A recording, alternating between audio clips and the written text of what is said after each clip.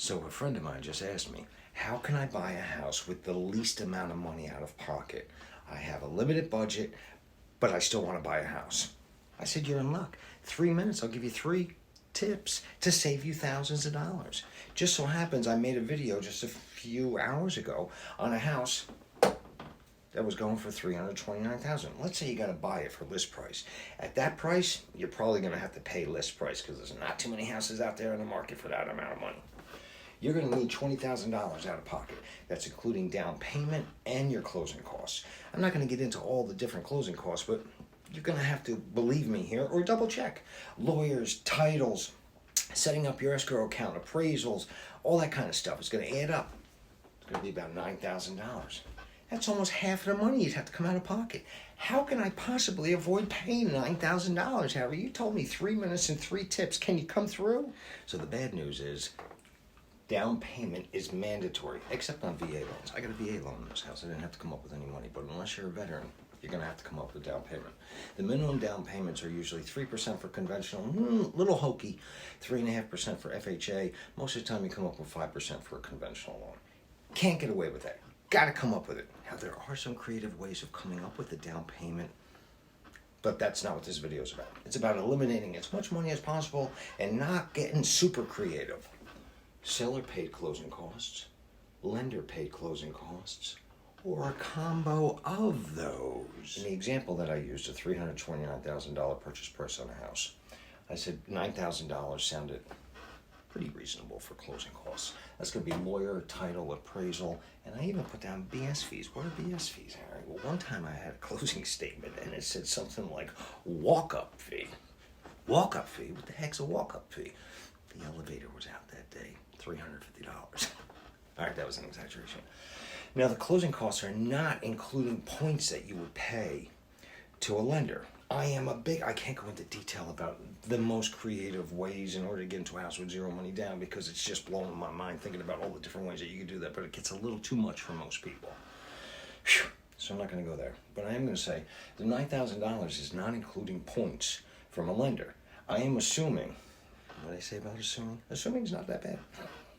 That when you go to a lender, you're going to ask for a 0-point loan. You're not going to want to pay any points on a loan. Most of the time, it doesn't make any sense unless there's a big spread. If you do pay a point on the deal that I was just showing you, the $329,000 purchase price, you're going to be paying an extra $3,000 per point. So we're assuming no points. Well, how can I get somebody to pay the $9,000, Harry? That's what I'm watching the video for, this 3-minute, 3-tip video. Seller paid. It's pretty easy. Even in today's market, it's not that complicated. Sellers are going to see where you're coming from. You're going to want to reduce your out-of-pocket money. Now, if you're going to a bidding war and you got a lot of other people and there's just absolutely nothing that can be done to complicate it that's going to throw you out of the running for the house, then anyway, this usually works. Seller paid closing costs. In that example, $329,000 list price in this tight of a market, if I want the house now, I won't be in love with the house. I could walk away from the house. But if you really want the house, offer them the full list price, $329,000, and put down in the offer seller concession of $9,000. Most lenders have a cap on like 3-4% that the seller could pay. So the seller could pay that. Sure, they still won't get $9,000, but you could come out of pocket $9,000 less. Well, what if that doesn't work? You mentioned something before, Harry, about lender paid. How does that work? I don't know if you guys know this, but I was a lender for like 15 years. Most rates are the same, regardless of where you go. It's just the fees that they throw in there. It's like going into a supermarket. You can go to Aldi and a gallon of milk is $3, or you can go to like Lidl and a gallon of milk is like $3. Same rate, just different fees. So here, let me tell you a little bit more about lender paid closing costs. Let's say you're going to get 7% with 0 points. Don't forget, you don't really want to pay points. I guess if the spread is really big, let's say they're giving you 7% with, and you got to pay a point.